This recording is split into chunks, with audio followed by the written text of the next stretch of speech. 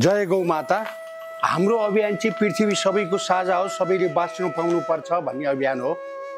आज यो विश्वको गुरुदेश, देवताको देश, देवभूमि, तपोभूमि, ऋषि भूमिमा आज आराध्य देव भगवान पशुपति पत्ता लगाइदिने गौ माता, शिवका वाहन नन्दी जसले गोरु भन्छौँ, उहाँहरूकै अपमान भएको छ र हाम्रा भक्तजनहरूलाई हामीले बारम्बार अनुरोध गरिराखेका छौँ, कमसेकम यिनीहरूलाई बचाउँ।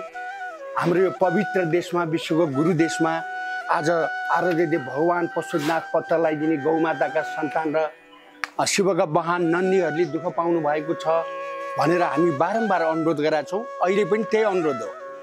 अहिले हाम्रो माताजी नवलपरासीबाट सावित्रा खरेल, उहाँको छोरी बुटोलदेखिबाट नातिनी लगायत गाई बाछा बचाउनु पर्छ भन्ने अभियानमा उहाँ त धेरै वर्ष भइसक्यो लाग्नु भएको।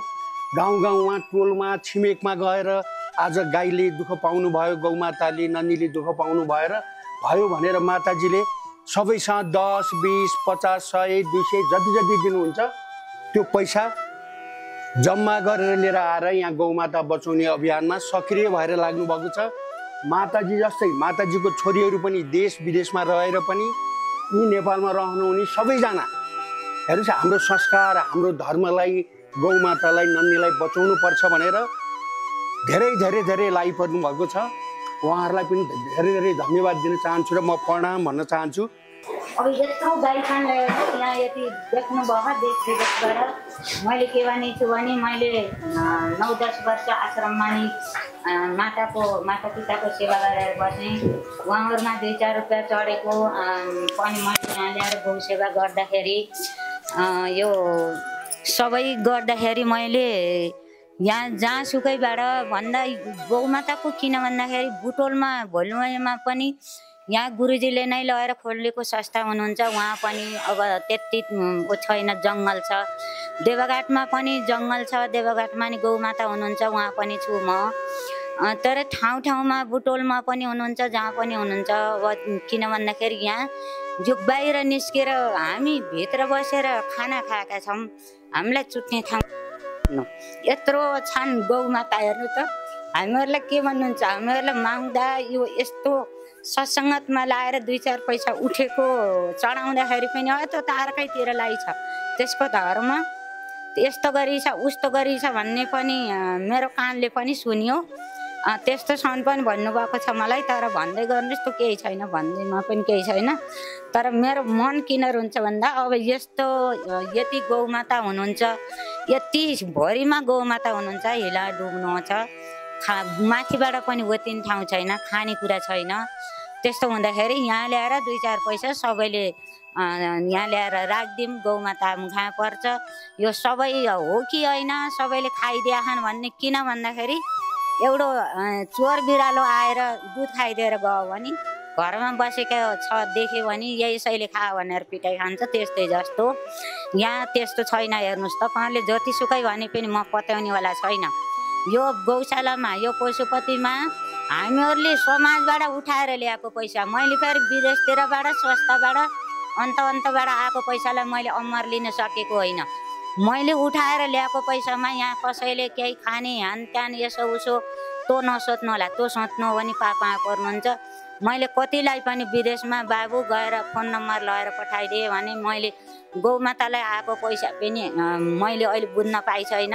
त्यो पैसा नि कहाँ हरायो, अब बाटैमा हरायो, मेरो हातमा नपरेपछि उही परमेश्वरले, शङ्करले देख्नुहुन्छ, मैले देख्न पर्दैन।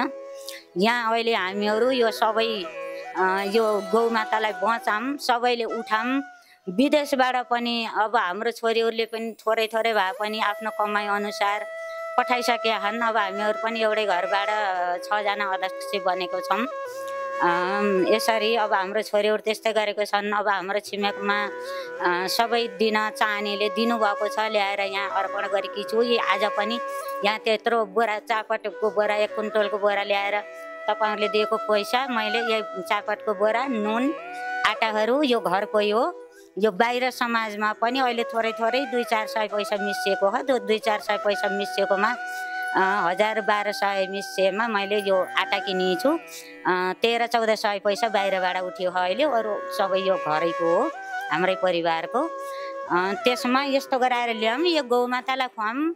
अरू मैले केही भन्न चाहन्न।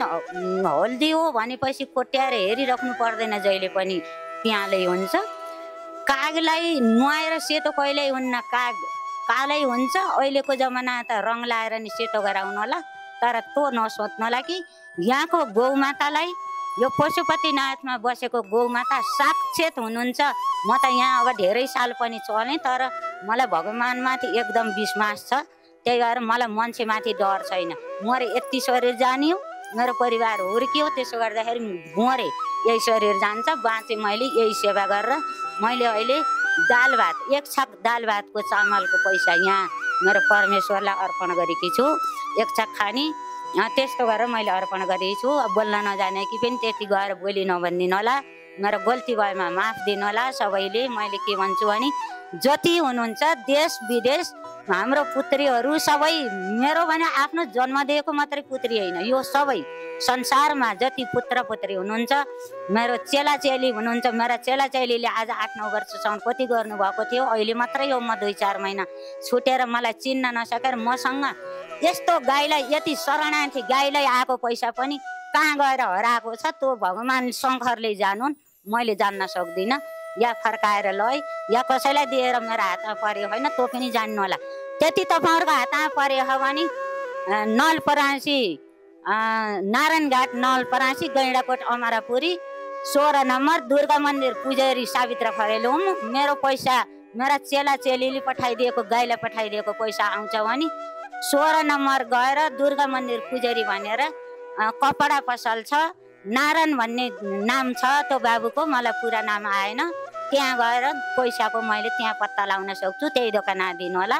हजुरहरू सबैलाई धन्यवाद छ। यहाँ गुरुजीले यत्रो संसारलाई, यति संसारको गाई गोटुलेर ल्याएर पाल्नु भएको छ। यहाँ आदमी नेउपानेजी हाम्रो गुरुजी हुनुहुन्छ, यहाँ साक्षात भगवान् हुनुहुन्छ। धन्यवाद। जय गौमाता, जय पशुपतिनाथ माता पार्वतीले आशीर्वाद दिनु होला। मेरा नन्दीश्वर उठाएका नन्दीश्वर कहाँ हुनुहुन्छ, प्रभुलाई खाना यहाँ सबै सम्पन्न। जय गौमाता। सफलताको कामना माताजी, यसरी खट्नु भएको छ, रोग ब्याध नलाओस्। ल छोरीलाई लगाइदियो है, दीर्घायु र सफलताको कामना। भोलि असल मान्छे, ठुलो मान्छे बन्नुपर्छ है, गौ सेवा गर्ने, सबैको सेवा गर्ने। दीर्घायु र सफलताको कामना, सबै कुरा चिताएको कुरा पुगोस्, रोग ब्याध नलाओस्। र माताजीले उठाएर लिएर आउनुभएको र सहयोगको रकमको म भन्न गइरहेको छु। साबी खरेल 5005 रुपियाँ, सावित्रा खरेल 2500 रुपियाँ, 2500 रुपियाँ, गीता खरेल 3005 रुपियाँ, सुमित्रा पौडेल 550 रुपियाँ, लक्ष्मी पौडेल 255 रुपियाँ, तेज कला खरेल 310 रुपियाँ,